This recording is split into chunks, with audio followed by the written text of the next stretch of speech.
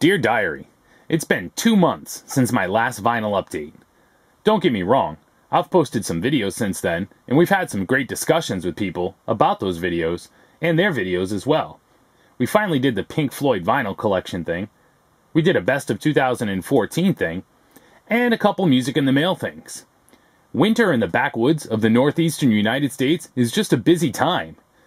Deer within 10 feet of the front door every day, and every one of them seems to look at me as if to say, haha, duck season. I replaced some of the windows in the barn. The store keeps asking me to pay for them, but I reminded them that when I bought them, they told me they'd pay for themselves. And so with records piling up at my feet, there's only one thing left to do. It's time for a rock and metal update!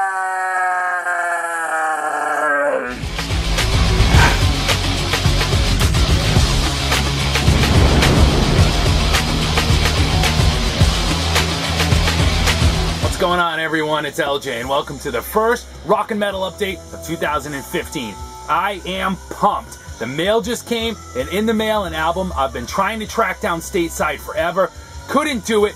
Go Gadget Arm, overseas, and here it is. The very first full-length album from Alpha Tiger from 2011. This is called Man or Machine. Alpha Tiger's third album is due out. I think the release date just got pushed back to February. You know what, I was going to talk to you about this one a little, but sometimes you can just let the music do the talking. Check it out.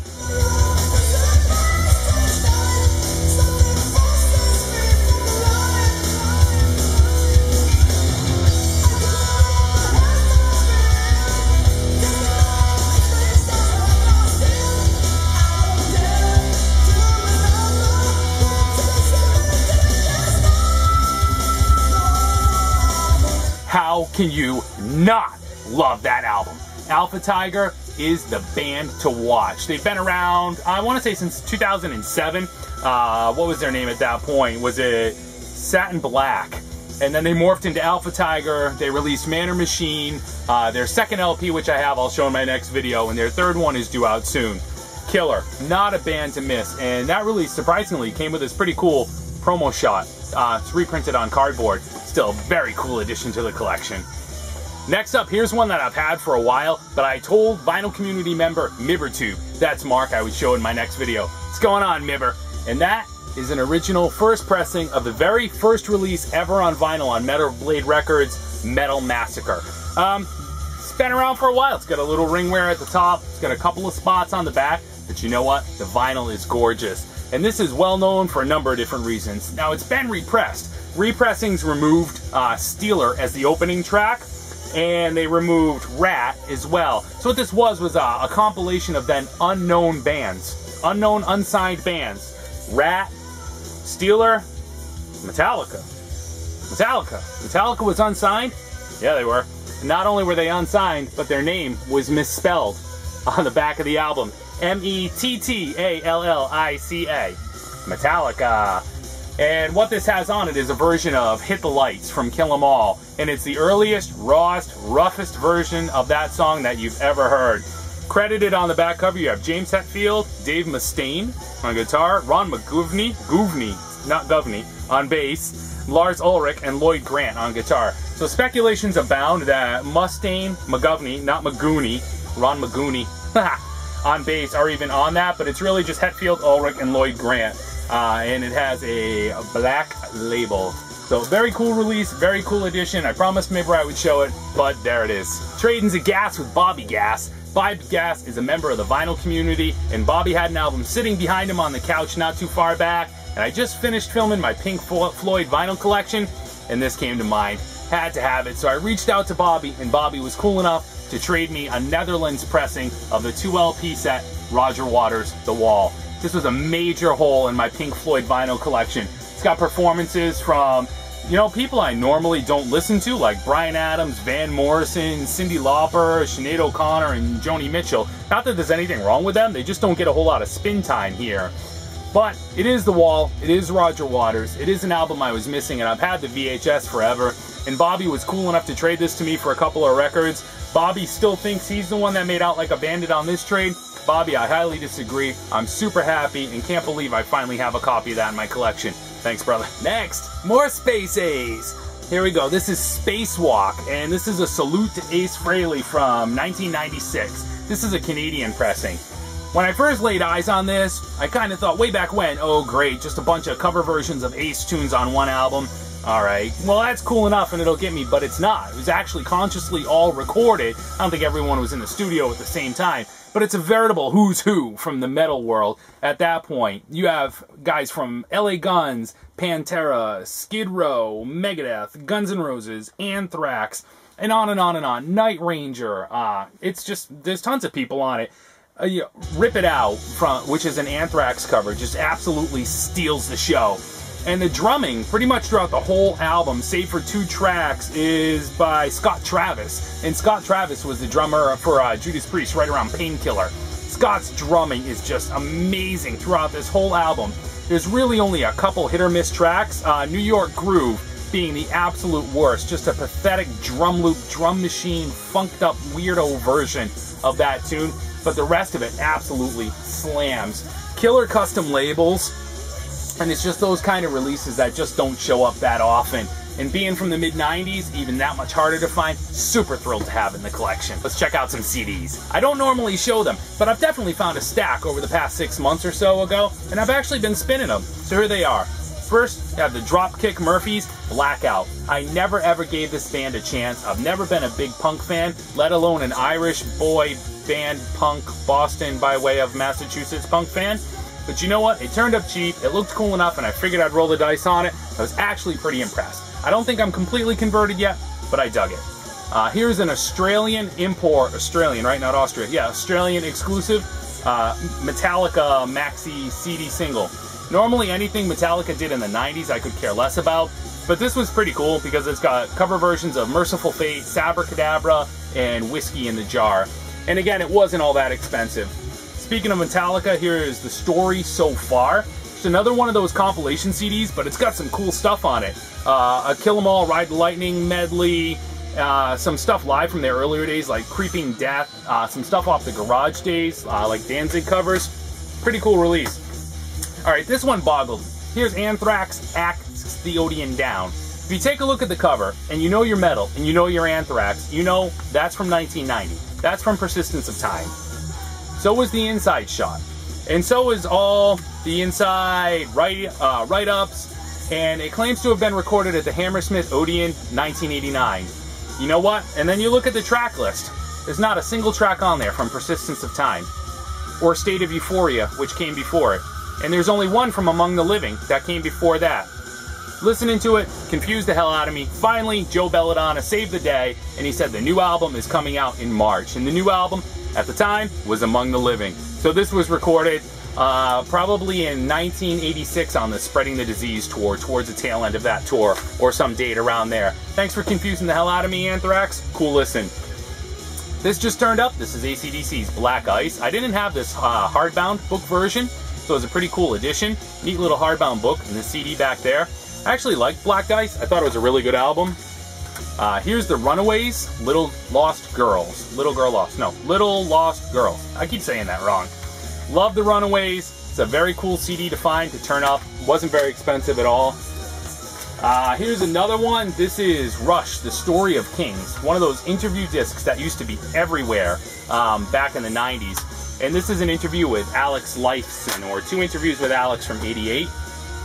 Here's Ted Nugent, Decades of Destruction. So this has 2 of Ted's earlier albums, Tooth, Fang, and Claw, and Call of the Wild, which is actually my favorite of the 2. Kind of a neat package on Bizarre Planet. I had never seen this before, but I love those. Here's a few from Sweet. This is Sweet when they were The Sweet, and this is Electric Landlady. So this is a pretty cool compilation of earlier Sweet stuff. Loved it. And here are a couple from Europe. Here is Give Us a Wink. And what I thought was pretty cool about this, and I love the Sweet, just good old 70s rock, is the CDs, the way they were printed. Very cool stuff. Here's Sweet's Off the Record. Same deal, printed CD. So those are European imports. And the last one, this is Toxic Holocaust, Chemistry of Consciousness. I've never been a huge fan, but I figured I'd give it a shot. It's kind of a punk metal, if you want to call it that, metal punk. whatever. But still, pretty cool CD, and a band that I'm not very, very familiar with, more of an up-and-coming band, but definitely one that was worth giving a shot. Here's some 7-inch singles that turned up. Here's Slaughtered Grace, Terror Unleashed. This is from 1989. These guys are from Glen Danzig, Misfitsville, New Jersey. As far as I learned, one demo, one single, done. They didn't keep going. This reminded me a whole lot of like Sacred Reich in SOD, kind of if you combined them together. Pretty cool stuff. Speaking of Anthrax, this turned up. This is a sealed 7-inch single for I'm the Man and Caught in a Mosh. I mean, come on, sealed Anthrax single after 25 years? Absolutely. And 2 tracks from Demon's debut album. This is a 7-inch picture disc. I've seen this a couple of times in vinyl community videos. This is One Hell of a Night and Into the Nightmare. I absolutely love Demon, especially Demon right around this period. Just new wave of British heavy metal insanity. Absolutely killer stuff. And how do you not bring home a picture disc like that? How do you not bring that home? Awesome. Here's an album I had to order 4 times to get it right, and that's Black Trip's Going Under. If you follow my channel, you saw the video I made about the terrible packaging from Amazon resellers. Ordered 3 times from domestic Amazon resellers here in the US. Couldn't get it to me without it being destroyed. Finally gave out, reached out, ordered a copy from Europe, and of course, it shows up perfect. I mean, why wouldn't it? It's like right across the street, Europe! Of course it gets here fine, but, you know, just a couple states up, down, over, left, right, here, there, or anywhere, no, it's gotta be destroyed. Whatever, maybe you get it, I don't. It's on cool, clear vinyl. Black Trip has the guitar player and the drummer from Enforcer, a new wave of traditional heavy metal band Enforcer. Here's the insert. Just amazing. Oh my gosh. If you dig Diano era Iron Maiden, you owe it to yourself to check out Black Trip. You know, if Maiden's Killers does anything for you, find that album. Speaking of Enforcer, here's their most recent release, although they do have another album coming out and I can't wait! Can't wait! Here's 2013's Death by Fire. This is another album I had to order twice, actually. Not because anything happened during shipping with the first one, but I got some kind of bad pressing where the tone arm kept going back and forth and it was going... But this album, whoa, what a speed metal monster. Enforcer's first album was real speedy, real reminiscent of Kill 'Em All era Metallica. And then the second album, Diamonds, slowed it down a bit, found a little more melody, still killer. This, straight back to the first one. Less melody, better production than the second one, and straight back to the speed metal of the debut. That is a killer album. Here's a little Private Press obscurity from 1987, Ninja, with Forgotten Shadows. Straight out of New York, and so New York that they actually had Dee Snider of Twisted Sisters fame, his wife, Suzette Snider, do work on the costumes. This is just killer 80s heavy metal. It's more darker, like a Wasp. Definitely a band that deserved to be bigger than they did. This one's got a little bit of love on the cover, but what good album doesn't? It was awesome. It's definitely worth seeking out a copy, or if you see it in the wild, grab it! Grab it! Speaking of grabbing it, when I spotted Cauldron's first EP, Into the Cauldron, I couldn't not grab it. 2007. 26, not a second wasted minutes of killer 80s influenced speed metal. Lots of great melody, machine gun riffing, killer drum work. But again, when I saw this in the wild and it wasn't all that pricey, yeah! Here's one I've seen crop up in a few videos, and this is Judas Priest, 5 Souls. This was the intentionally manufactured collectible for Record Store Day, and this is the CD-only bonus tracks from Redeemer of Souls. I love Redeemer of Souls. I almost love this more. This almost sounds more classic, old-school, stained glass era Priest than Redeemer of Souls does, which sounds more like Painkiller. Anyways, 5 Souls, 5 tracks, imagine that. 4 great songs and 1 ballad I kind of would have left off. Welcome to 1979 stamped in the dead wax, and I just compared it to Stained Glass.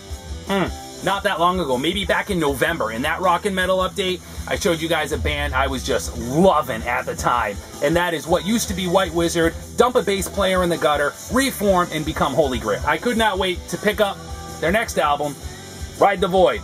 I should have waited to pick up their next album, Ride the Void. It's not bad, but it's not great.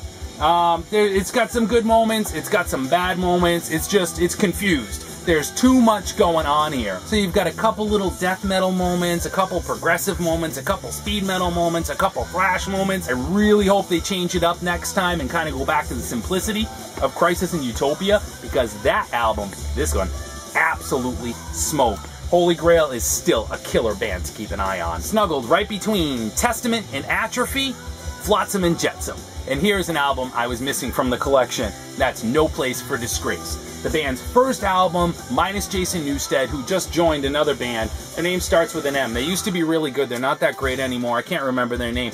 But this is a white label promo. Absolutely speed metal machine, riff heavy, killer vocals, quality thrash. And everything except the Elton John cover of Saturday Night's All Right for Fighting is just perfect. This is the kind of album that the louder you crank it, the better it sounds. Next up, the first full length from Stallion. This is Rise and Ride on High Roller Records. Stallion is a German-based new wave of traditional heavy metal band, and they are just off the charts. What an absolutely awesome album. It's got some of the speed and melody of an Enforcer, and it's got the sonic punch of like Screaming for Vengeance era Judas Priest. Mine's on black vinyl, which, you know, I always prefer and always go for anyways. It is an absolutely amazing album. Wrapping it up, here's new wave of traditional heavy metal band Ram. And this is their very, very first album from 2005. And that makes them one of the earliest newcomers to the new wave of traditional heavy metal scene that seemingly reached back into the 80s, pulled it all back, and took all that new metal that was happening at the time, whooped it, chained it, smeared it with honey, and tied it to a red anthill. Ram sounds more like, if you gotta draw a direct parallel, you'd say Judas Priest. And this is just a sonic assault. Ram is just, at times, scary, at times dirty, and at times just thrashing heavy metal. It took me forever to find this on vinyl, but if you do stumble upon it, don't hesitate. Do not hesitate, because it is a killer album. So that's it, y'all. Thanks for tuning in. Feel free to leave a comment below. Love talking to you guys. I'm pretty much just going to hang out for the rest of the afternoon and jam to Alpha Tiger. Oh, I'm so happy to have this. See you in the next video. Later.